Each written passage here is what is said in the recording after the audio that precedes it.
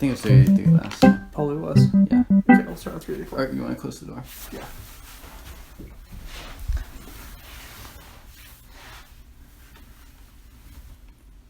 It's episode 384, probably. 384. Yes. 383. Yeah, you're right. It was the pound. Yep, 384. That sounds right. Let's go with that. Yeah. Unless I was wrong. It's one of those things where if you're wrong on the first episode, then you're just wrong on all three. Yeah. What are we drinking, sir? So we are having some tea that was sent to me by tea friend Mr. Green, is what he asked to go by. Very mysterious. DXJD, Muxiang Liubao. So this is a really nice Liubao. Had it a couple times. Wanted to share the last session with you. Thank you, sir. So thank you also to Mr. Green. Yeah. And DXJD is a relatively new vendor that is specializing, I think, in mainly pretty high-end Liubao as well as high-end Yancha. Cool. And I haven't tried any of the Yancha yet, but Okay. I have had this tea. Nice. And yeah, I dig it. Cool. It sounds fun. And, I mean, always a treat to have something that's... Yeah. From the great Older decade than me, of probably. great American president, Ronald Reagan. Just... Yes, that was what I was thinking. You got Me it. too. Yep. Yeah. What everyone thinks, the first thing they think of when they think of the 80s. Yeah. Top Gun and Ronald Reagan. Ronald Reagan. Yep. Good old Ronnie. You know, there's some people that don't get sarcasm that will take me seriously. They're like, what's wrong with They need to unsubscribe. Stat. Look at that color. Holy crap. That was half water. Yeah. Yeah. Half Yeah, just normal probably water. should. Wow. My Yeah. goodness. Look at that. Yeah, Beautiful. smell that. Wow. Ooh. Okay. Pencil shavings again unite. DJ Pencil Shaving. Here we go. I'm gonna scratch on my tea cake because I'm getting some pencil shavings. Yeah, I'd make the noise, but I don't think I can. You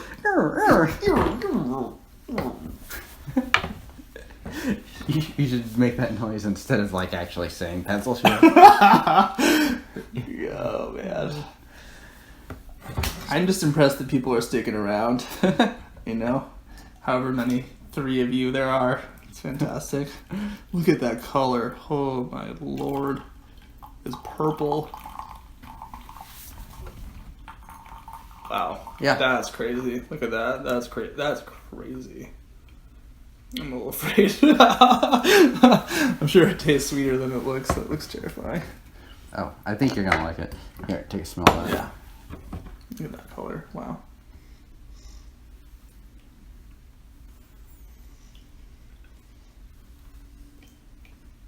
Oh, there's a really nostalgic smell in here that I'm missing. Like old Asian furniture.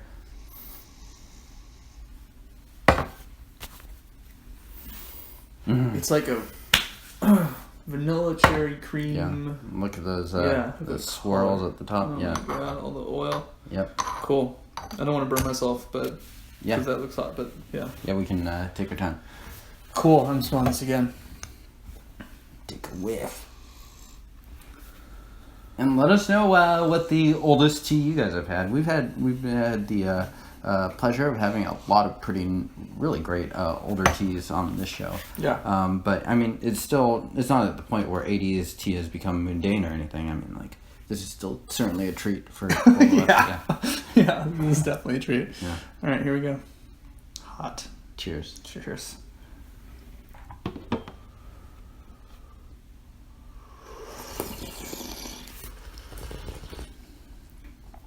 Oh, that taste. It smells. There's such a unique, distinct smell and taste that I'm getting off this that I'm having a hard time placing. Really clean. There's a really nice vibrancy to this tea as well that you don't necessarily get in a lot of old teas that tend to be very calmed down. Fresh, raw leather. Ah, there you go. Also, I was like knew the color of it. Yeah, very leathery and like a sweet, tanned. Oh damn! Yeah, This tastes so good. So just pass mom test. Just kidding. This tea does not pass the mom test. Try to sneak that one by. So, oh man, so really, really nice sweetness, texture. Sorry, I interrupted. No, all good. I like there's kind of like a sweet barkiness to this. That's really nice. Yeah, great texture, creamy. Kind of that silk texture to it. Leathery, a little bit of the pencil shaving-y type thing. Slight. Yeah. And when you use that note, it's not in a negative fashion. It's just you're describing a certain Not at all. sensation. Yeah, totally. Yeah, it's like a kind of like almost slightly green wood chips. Yeah. And then like if you remember back in the days when we used pencils, there's like a pencil shaving smell. It's like that kind of graphite wood smell, chalky kind of. Anyway, really, really good. This is pretty different. Yeah. Yeah, in a great way.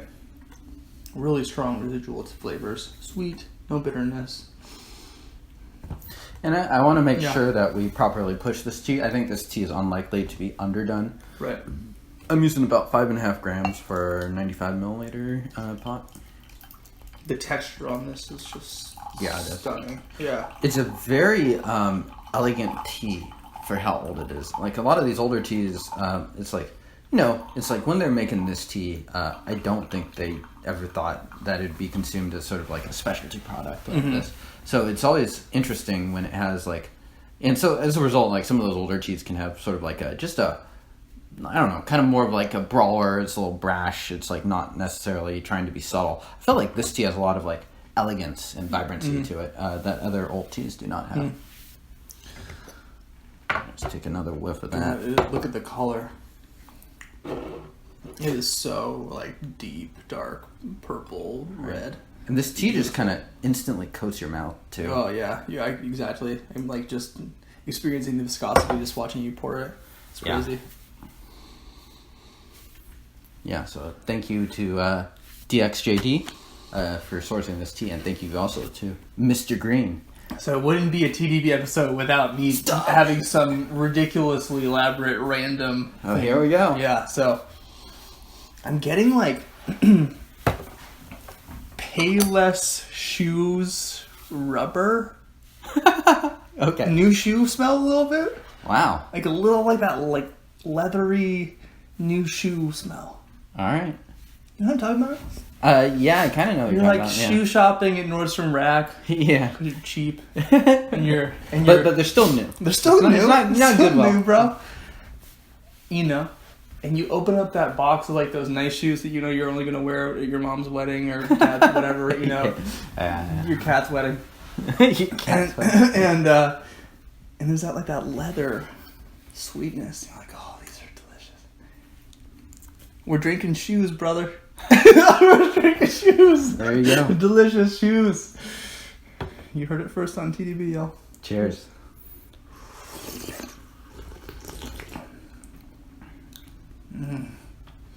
Delicious shoes. Really creamy. I mean, again, like the texture of this mouthfeel is next level, and it is very smooth.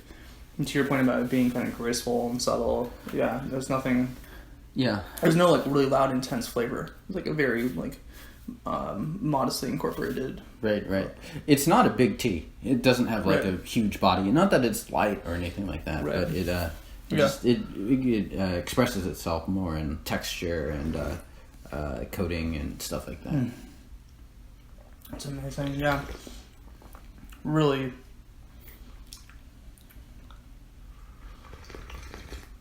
I was joking, but like not that much, dude. I'm getting like a delicious Payless shoe store vibe out of this. It's kind of hard to unsee. Sorry, yeah. I'm not known for my esoteric flavors, but I can see it. Yeah. God. But it's very fresh. It's like very fresh rubber and leather. Exactly. There's a little bit of like a crisp woodiness to this. It's really good. I love this. The pairing of this tea right now with like the weather that we're having is a little bit odd. I feel like this is more of an autumnal flavor profile. For sure. Yeah. But with that being said, warming, good body feel, and just really tasty. I think that anyone could enjoy this actually, but like a true tea nerd would find this to be really fun. Right. It's sort of one of those teas where it's like anyone can enjoy it. But probably the people that are going to like it the most are more hardcore tea people. But yeah, it's really smooth, really clean, great clarity. Right. Definitely something to share with friends. Really, the mouthfeel on this is fantastic. With no, testament to the age, with no residual sharpness or bitterness or pucker, texture-wise. Color is incredible, just totally brilliant. Yeah, I wonder how long this would last. When you did previous steepings, what was it? I don't know, maybe 10. It doesn't last necessarily as long as we'd expect. Maybe like an 80s raw pour to go. Right. Not that those are daily teas or anything, but I think part of that is just because Liubao is made through the small leaf varietal, right, and puer is made through the larger leaf. I mean, I don't know if you got a good look at the leaves, but they're all very small and fine. Yeah, I saw them. I saw the dry leaf.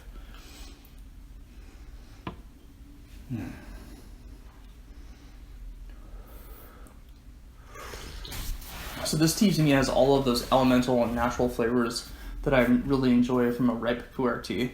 The kind of branchiness and kind of like wood, bark, dark flavors. Not as much of the fruitiness, but a lot of the more like just natural flavors, I guess. Right. It's almost like the best possible version of those flavors. With a lot more going on. And without any of the cherry, I'm not really getting a lot of fruit on this. No. Yeah. I could have seen this tea being maybe a little fruity in the past, but at this point it's not really. Creamy, vanilla, branchy, woody. Bark. Yep. There's this like leather, sassafras, birch bark, creaminess combo. Yeah. That is clean somehow. How about really good energy from this tea? Are you feeling? Oh, I feel good. I feel warm. It's a warm day. I feel warm. I mean, I think I don't know, these kind of teas for me, more than anything, it's just about the experience. Like, it's such a unique, different flavor profile. Never had anything taste like this ever. It's so crazy. That's one of the coolest things about this whole thing, this whole project. I'm so grateful, man. Like, I would never have had the flavors that we've had in my life exposed to, all from tea. Yeah. Mind-boggling. Yeah, it's crazy. Totally crazy. The range of tea. It's amazing just the flavor profile, the flavors that can come out of one plant produced in many different ways that I've never had in other, sometimes thank God I've never had them because they're like battery acid type. It's crazy. But anyway, thank everybody for sharing teas and helping me do this with James. It's been great. So Denny can wax poetry about pencil shavings and Payless. I think that's the first Payless reference we've had. The Payless has been very underrepresented in the show in the first 383 episodes. We gotta get one of those like AIs that does the statistics. It's like you're just pining to get a sponsorship from Payless. Payless is going to be our new sponsor. Yeah, I'm really getting a kids red vibe from this. Next week we just show up in all Payless gear. Oh my god. Yeah. Let's break for a moment to thank our sponsors, Payless Shoes. Maybe that'll be our new set. We'll just start filming our episodes in Payless. We have to have like a Payless Shoes test. Yeah. Somehow. It's like, this good in Payless Shoes? No. Is this shirt? No. You poor fools listening to us. Alright. I know. Cheers. It's supposed to be a form of torture for some people. Right. Cheers.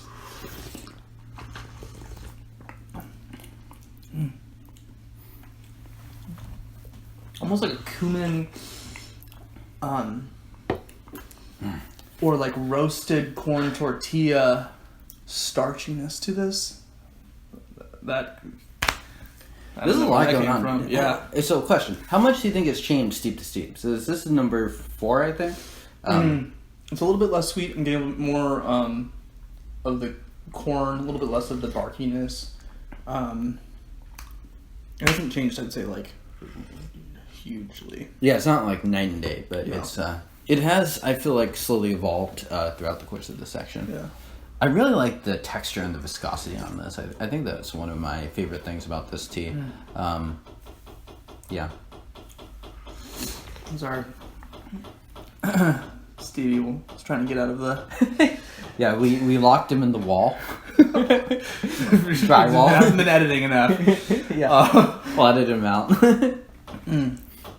Yeah, it's... the texture of this is incredible. The novelty of the flavor profile is incredible, and the fact that I'm enjoying the flavor profile being so novel is really fun. Right. It's not a guarantee that you're gonna like something new. For sure. Yeah. Yeah. Do you want to do one more, or should we call it there? Okay. Let's do one more. Yeah. I can definitely take it. I would say this is not the kind of tea that requires. Besides just like being attentive, requires a lot of prep. I feel like this could be drank on an empty stomach. Yeah, It's really relaxed in that way. very smooth, very comfortable tea to drink. Yeah, I think the age is going to play to that a little bit in this context. For sure. And yeah, I mean, I would normally probably end it at that last cup, but this is really tasty. Yeah. I enjoy it. Yeah. And can people find this? I believe so. The vendor is, I believe, just sort of getting started. Okay. So I don't know what the state of it will be when there's, but I'll include a link to the site if it is appropriate to do so. Cool. If they're asking to keep it private still, then Right. maybe in the future. Cool. But yeah. Yeah, well, I think this is very special too. it was Mr. Green. Yeah, Mr. Green is the person that gifted us Right. to Right. the vendor's a different Oh, okay. person. Sorry, got Yeah. it. Yes, the DXJD vendor has not Yes. quite launched yet. Well, thank you, Mr. Green. This has been a Yeah. real treat. Yeah. Don't kill Mr. Pink, Mr. Green. He's not the mole, I swear. Tarantino reference, everybody. Little Reservoir Dogs. Little, To you Zoomers out there. Yeah, underrated Tarantino. One of my favorites. A little more written than his other stuff. It's only Yeah. one under 2 hours. Yeah, Yeah, that's why. it's tighter. I mean, he made a very similar movie in The Hateful Eight, except twice as long. I guess that's true. And not as good. They're Something- both. I like them both, but yeah. I like that Reservoir Dogs has this like urgent, everything's happening in a flash sort of feeling. I It's- like the energy of it a lot. It's definitely his tightest film. Anyways, we're really going off. We're really going off the cuff here. Well, we make steep number 5. Oh man. Each steep has had these really nice oils coming off of it. Yeah, it's good stuff. This is great. Thank you, man. And thank you, Mr. Green. This is a really, treat. Really tasty. Here we go. Cheers. Cheers.